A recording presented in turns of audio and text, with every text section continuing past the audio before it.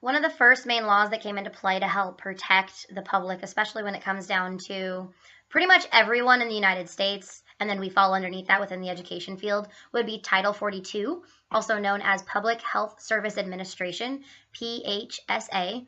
It has over 195 chapter articles. It is every public health safety precaution you could possibly think of, and it is really there to outline who's responsible for what do we have to do when something happens. And I just picked a couple out that are directly connected to children, students, and education. So Chapter 2, forced quarantines and regulations. So if there's an actual outbreak of something that is really bad, they will actually come in and forcefully quarantine and all of those people and make sure that they can't leave to spread it further until they have direction from the CDC to go further from there. Chapter 6 was all about the Children's Bureau, which is the safety of what they have to have and what they need to be in place for them to have a safe environment. Chapter 13, school lunch programs. We see that in fact every day, and who knew that was all part of health? The way their kitchen's set up, all the regulations of cooking their food, everything is within that chapter. And then underneath within that chapter is Chapter 13A, which is the children's nutrition, which goes back to overall fitness and health. So it has to meet a certain nutritional value.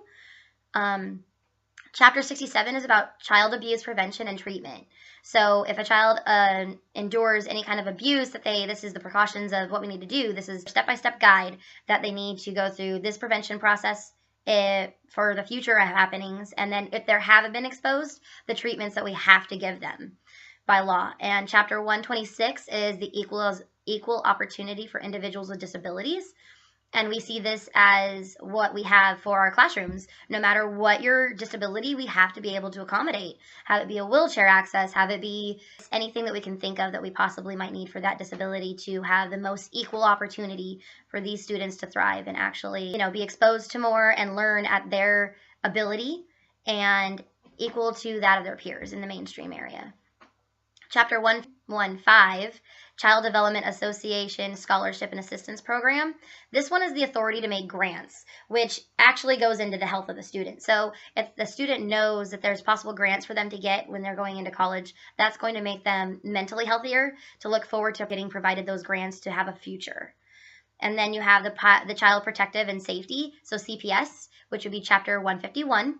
And we have to utilize this because we are mandatory reporters. So we kind of have to report to them, and CPS takes over, and they do their investigation to ensure the safety of our students.